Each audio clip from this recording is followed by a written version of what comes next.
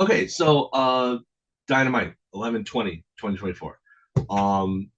Lots of good actually. Like I had you know, ever since we left Blue Sky or left Twitter for Blue Sky, you can see a tremendous difference because there was so much positivity, and I will say that there was a lot of construction. I saw, at least on my timeline, a lot of constructive criticism for the stuff that didn't really work. But on Twitter, it was just constant negativity about this episode. Hmm. Like it's night and day.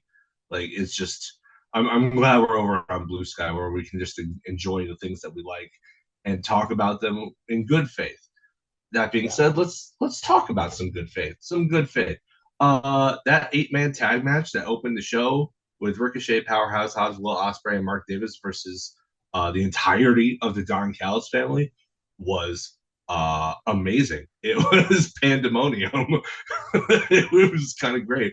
Baby faces take the early advantage, but Archer eventually wedges Hobbs' rehabbed knee in between the steps and the post, and I think he kicked it. I can't remember if he kicked it or he threw somebody No, into he it or something. threw somebody was whipping somebody else and they whipped him right into it. I think Oh it was yeah, Osprey Cage or whipped somebody Cage. into him, Yeah. and then he like hip tossed him into it or something, right? Yeah, he like Yeah, they that's what it they were was. whipping somebody and he just kind of like led him right into the steel stairs with Hobbs Yeah, trapped behind him. Yeah, I was like, oh god.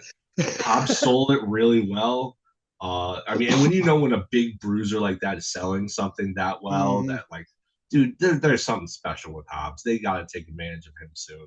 Yeah. Um, I mean, maybe give him a little bit of momentum. He's just coming off an injury, but he doesn't look like he has any ring rust, and he sold the heck out of this. So, Hmm. like, I was really impressed because there's not really that many opportunities when you're pushed as the big monster strong guy to really sell that kind of stuff.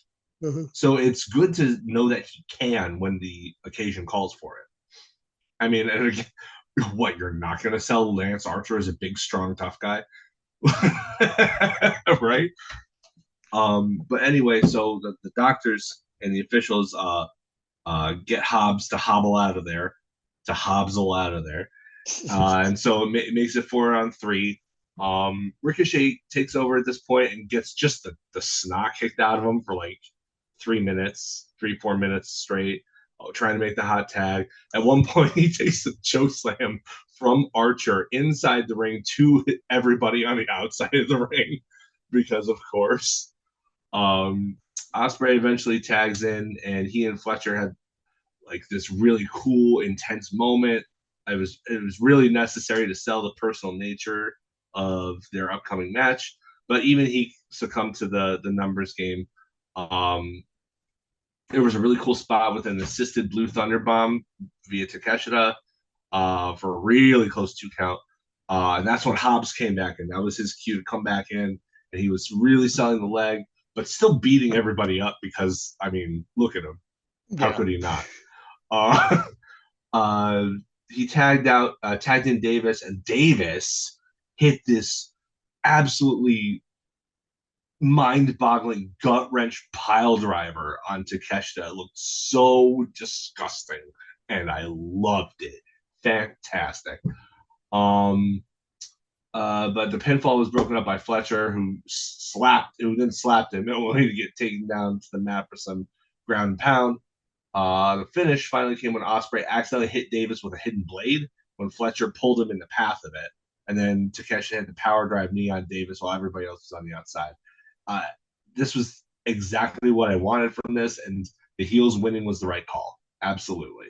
And I mean, that's kind of why Davis is there. Like, not that Davis is untalented or anything, because he's absolutely not, but he's, of these 8 guys, he is far and away the less established of them. So him taking the pin was kind of academic. But I mean, wrestling doesn't have to surprise you if what they give you is great. Like, more good. Darby Allen versus Claudio Castagnoli. My goodness, like, Wasn't this great? Like this was I don't want to interrupt you, fantastic. but God, this was freaking awesome, wasn't it? This was like the Brody King match, a little less hardcore, but it was along the same lines. And Darby is so good at this. We'll talk about this as its own calling in the ring segment down the line here. But like Hmm. Darby is one of the best at taking an absolute butt whooping, Yeah. and like he I will garners 100%. such sympathy. Like I don't think there's anybody currently who does it better. I will 100% believe even that Claudio hits harder than Brody King. So, like, I Yeah, I would mean, believe that. So, I mean, I know Brody King's a monster of a man, and he but is. he has a good reputation for being very. Both of them do actually. Oh yeah, they're very safe Very safe. workers. But I would always like if somebody was like, if they were in wrestling canon said Claudio hits harder than Brody, he's a meaner guy. I wouldn't balk. I would believe that 100%. Yeah, I would believe that too. Actually, like the Darby, geez, like this is one of my favorite. Like anytime I have a Darby match, my favorite of Darby's matches are those where he gets to get thrown around a bunch and then do his comeback. His comeback is so good, and you feel such sympathy for him. And this was another one, but they subverted it in the end. Like Claudio was doing crazy Claudio things. Like there was Yeah. a top rope gut wrench superplex. There was catching Darby doing a coffin drop to the outside straight up. Like he didn't even hit Darby's feet didn't even hit the ground. He was just caught straight up, and they just tossed him aside. Uh, During the break, the commercial break in picture, there was Claudio lifting Darby into a stalling vertical suplex position on the floor, walking up the steel steps with him, and then going into the ring to suplex him. Like, Oh. what? There was him giving a giant swing to him into the steel steps. And then, of all the things, he goes on the outside, he does a gorilla press on the table, and Oh. then throws him onto the ring announcer's table, which doesn't break. They must have imported it from Japan. And like he's just dead. Darby is just dead. You think it's over, and then he crawls back, just barely making it to the 9 count, and then one running lariat later, and it's over. It was chef's kiss, perfect. I loved. Like I know a minute ago I said it doesn't have to surprise you. This surprised me, but it still made sense Hmm. because like if Darby is eventually going to be the guy to dethrone Moxley, and all signs point to that being the end game here for this Death Riders story. Um, you need to draw it out and make Darby go through some more stuff, and you need to make the other Death Riders look like they can stand in the way as Moxley's obstacles.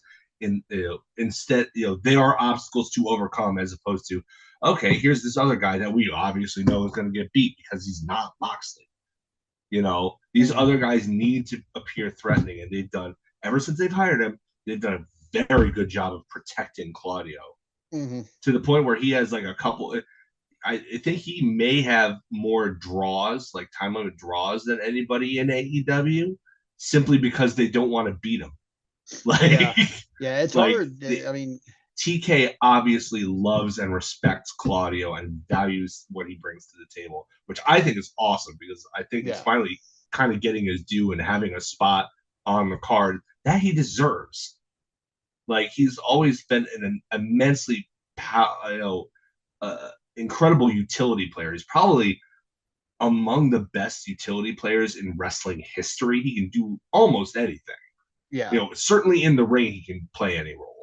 Hmm. His mic work, but he's a polyglot. English wasn't his first language, No, I'm about to say, yeah, so he's like, Swiss, so I don't expect him to have a great promo anyway, I even though he mean, does have a pretty good promo when he gets down to it, yeah, you know? yeah. When he gets some inspiration, yeah, absolutely, he can absolutely deliver a believable promo.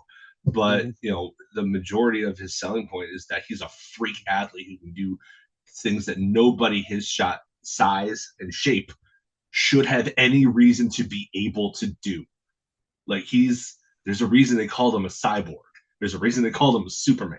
Is because he is. Yeah. He's inhuman. He's superhuman. He's one of the most amazing professional wrestling performers I have ever seen in my life. And this spot, like if he's not going to be your world champ, and I can understand that, this roster runs real deep with talent. If he's not going to be that, he might as well be like the dragon. Yeah. He's like the guy. He's He's not the big bad evil guy, but he's the right hand guy. Like Hmm. that perfectly suits him, and he's well protected to the point that a singles win against him really means something. So because it doesn't Yeah. happen often. Like usually, I think if I would have to look this up, but like this in just my inclination is to think that probably most of his losses come in tags and trios, probably tags. Yeah, And probably tag. he is not generally taking the pin. Like, I mean, our friend over at uh at AEW rankings dot bsky dot social, like Claudio isn't even really listed in the top 15, which is mind boggling to me. Yeah, But it just goes to show how many tag matches he's had this year. right. Like he's listed. Where is he listed? Oh, you know why he's not listed is He's a trios champ. because they separate the champions. But yeah, he's sitting at 10-6-1. I guarantee you that at least 5 of the 6 of those losses is a tag match. Yeah, either tag or trios. I It's one of think those for sure. maybe if he's lost more than once in a singles match this year, it would surprise me. Yeah. But yeah, just looking at our friends, if you're on Blue Sky, follow AEW rankings.bsky.social. Uh, they take up the job that AEW pretended that they wanted to do, and keeps up with their own rankings based. I mean that takes some religious, you know, television watching and compiling and Yeah. math that I know I wouldn't want to do. So I will give that man a little bit of an ego rub right now. AEW should absolutely, 100% be paying him for what he does because he's for the only sure. one doing it. And I know that shit takes time. He has to watch every minute of their programming. That's And so many. decide, That roster is God. so big. Yeah, Like, and keep up with everybody on that roster. Like on top, like I got to get like super props to AEW rankings just because he does a job that literally nobody else seems like they want to do, and I'm glad he's yeah, doing it. Honestly, it I helps. think his name is Mike. When he switched to Blue Sky, he switched his. He only does that on Blue Sky. I think he still has a Twitter handle, but he Yeah, doesn't like. I think his name is Mike. So right. I hope I'm getting that right, but yes, shout out to Mike at AEW rankings.bsky.social. If you're interested in following the rankings, I'm not sure what the method is to how he compiles it, how he justifies everything, how he ranks. But I mean, he does a really good job, and he's helped us out inadvertently, kind of. We haven't like approached him for consultation or anything, but I know that we have used his rankings several times in our talking about AEW for this show. So big shout out to him. Oh yeah, Um, Another thing, the little things, moving stories along, like the insertion of Kyle O'Reilly into that Adam Cole MJF thing, I thought was interesting. Like, you knew they were setting something up because he would be watching the matches and everything. I didn't really expect him to get like involved, but he's like, basically he got in the ring with Adam Cole and he's like, hey, you're just not. He said basically he's just not evil enough to and smart enough to sink himself to the lows of MJF, which I think is weird considering all the devil stuff. But it puts yeah, another interesting, nuanced piece into that puzzle, which I do like. MJF's promo later on, uh, basically, he dredged up Roddy's upbringing. Like, uh, I love Roddy, but I understand his mainstream appeal is not to the level of my appeal, or not to the level to which he appeals to me, rather. Um, so yeah, trying to put any kind of heat on this when everybody was kind of bummed. I think that Cole didn't make it that far yet. yeah, To you need to add some starch to this somehow, and MJF is really good at adding heat to things. So yeah, I thought that was good, reminding everybody of his terrible upbringing, which actually, in its own right, reminds you that, oh yeah, Roddy is kind of sympathetic because he really, that last name really suits him because growing up in that environment, yikes. Yeah. Um, Jamie Hayter wanted to know what Julia Hart's problem is because her hype videos keep interrupting her interviews, and then it does it again. I kind of like how on the nose it was. Yeah. See, last week I Personally, thought that was just a production error. And now this week I'm like, oh, they're building a story with production errors. Awesome. yeah, that I mean, I'm okay with it. I I'm not love mad at it. Jamie Hayter. I think that they want to keep her busy until Tony Storm probably wins that title back again, so they can pass Mm-hmm. the title to Hayter from Tony because of the history they already have. So keeping her in a feud with Julia, the returning Julia Hart, oh, that's going to be good because I don't know if you remember, but Julia Hart was real hot before she got injured. Like she was on fire. She was over, Easily, easily the most improved real star of over. 2023. Like she was Yeah. super Oh man. over, improved in 2023, leaps and bounds. I Yeah. can't wait for Julia Hart to come back. We stand Me too. Julia Hart Oh, in my house. Me and Katie both love her. She's hell awesome. yeah. Big fan. Big fan. And the coup de grace of the segments that moved things forward. It wasn't for the pay per view. It was for this week's Dynamite. But the Jericho Ishii contract signing. Oh, dude, he walking him It down was the was so best shit. funny. It was so It funny. was so funny. I mean, first of all, you knew something was weird because it was a contract signing that wasn't in the ring. It started in the back, which never Yeah. happens, which I appreciated right away because at least it was something different. But Jericho is all like, "Oh, even though of course he knew about this contract signing ahead of time and would have had a week to have his lawyers look at it. He's like, my lawyers haven't looked at it. I'm not signing anything until they do." So he like walks out and like Ishii just like it follows. He just like slowly follows Yeah. him, like He's just just stalking being him through the arena. intimidating. Yeah. He's like he's not even running. He's just like No. walking and but Jericho's face just sells the whole thing because he's so nervous and Yeah. paranoid. he like he, he'll leave obstacles in his way, and of course, Ishii just bats them aside. Oh, here, Ishii wants to talk to some rando. Ishii just shoves him. Just He walking goes all behind the him way out. slowly instead like Tomohiro Voorhees. Yeah, yeah. And he comes all the way down through the crowd into the ring, and he's like, "Oh, you know what? Maybe I don't need my lawyers, but gosh darn it, I do need a pen." And Ishii just grabs Pulls one a pin out out. of his trunks. Oh It my god! was I so mean, good. It the was so good. it was predictable when the rest of the learning tree and conglomeration had the big fight afterwards. But man, leading up to that point was it was the most entertaining Jericho has been in ages. Like, and this is coming from somebody who, while tired of him, still admits that every now and then it's like, he got me again. Like, Yeah. he does have those moments, but this far and away was the most entertaining thing he's done in just I can't remember how long. Kudos for whoever thought of that segment. Yeah. Um, as far as constructive criticism is concerned, honestly, the Hurt Syndicate stuff didn't really hit with me. Just the way I think it was more to do with like how it was shot initially in the first segment. The first segment had them coming in and Renee was going to interview them, but Swerve attacks them, and it's not initially evident that he has a chain wrapped around his hands. So him just hitting Lashley with one punch and knocking him down without that context, it makes him look kind of like a goober. Yeah. Uh, but and so he runs away and everything. And later they find, in a separate segment, they're looking for Swerve and they find somebody who looks like him because he's wearing his coat from behind in a stairwell randomly.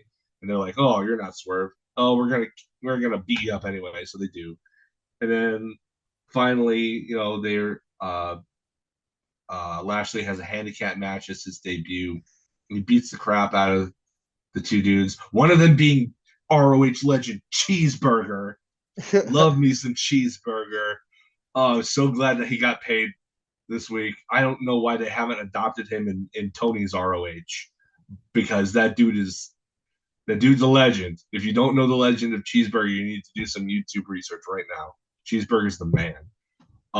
But yeah, what I did like was that they were still looking for Swerve's. His music hits, but they don't know where he is, and so the rest of the Hurt Business is looking in all directions. But Swerve comes from out under the ring to attack Lashley, still with the chain and everything. But like, so they kind of stuck the landing on that bit. They had Swerve hiding under the ring while his music was playing after Lashley beat all the Cheeseburger and his friends, whose name I don't remember. I don't remember that. I don't remember that poor guy's name either because I was like cheeseburger. Yeah, I was too happy that Cheeseburger was there. Love me some Yeah. Cheeseburger, as I already said. But um, yeah, like Swerve coming up from under the ring, I thought was great. So they did stick the landing, except it made Lashley look a little bit like a doofus. He's this big powerhouse and stuff like that. Like, I don't know if you really want to be making him look like that. I mean, it definitely course corrected at Full Gear, but and probably overly so. But in the moment, I was like, I don't know. I wasn't really sold. I was like, you're building up the Hurt Center to get to look, like basically the second most dangerous group in the company behind Death Riders, and you're making them look like goobers. Like, I mean, Swerve is one guy. How do you beat a bunch of guys by separating them and outsmarting them and stuff like that? I get that, but it's like, ugh, I don't. This would have been fine if there had been another week, another segment where they kind of got back and just the numbers played the numbers. But I don't know. To me, it was like, I don't know about this. Just me though. The main event, Orange Cassidy versus Wheeler Yuta was, I mean, it was good. It was enjoyable, but it wasn't next level. What I really liked after the match though was the angle that happened. Cassidy picks up the win with the roll up after grapevining Yuta's legs. After Yuta had tried to attack him with a chair in full view of the referee, like he didn't hit, so it didn't cause a DQ. But I'm like, what are you thinking, Yuta? But after that, the rest of the Death Riders attack. The conglomeration were told off by Cassidy earlier in the night. He's like, more of this, I need to do this alone kind of stuff. So he was alone for this. They duct tape his arms to his sides after they had placed his hands in his pockets, which I thought was a cool visual that had some meaning to it. And they played kind of like middle school bully keep away with him. They just kind of bounced them around between all five of them. Moxley slapped him a few times. Cassidy responded with his, lazy kicks, and that really, really ticked off Moxley, who just punched him right in the mouth. And then they beat him down a little bit, and then they leave through the crowd. That's when the conglomeration comes out, and they cut him free. But with whatever strength he still had left, Cassidy looked up out at Mox, who was out in, halfway to the locker room by now, but still out in the arena. He put on his shades. He put his hands in his pockets of his own accord, and defiant to the end. And Mox was just seething. It was. I thought this was really well executed. Like, it didn't really kind of click until the very end when you see that look on Mox's face that it is getting to him, that his power and his mind games aren't affecting Orange Cassidy, who has this just iron will. To me, that was great. The match itself, it was okay. I mean, there were other matches on the show that were not the main event that were even better, but none of them had this kind of go home angle to them. So, I mean, this was definitely the right spot for it. Yeah. So I thought the angle was great. But yeah, that was Dynamite. In the spirit of keeping this going, I won't dwell on it too much. Let's go to the Morton, baby. All right.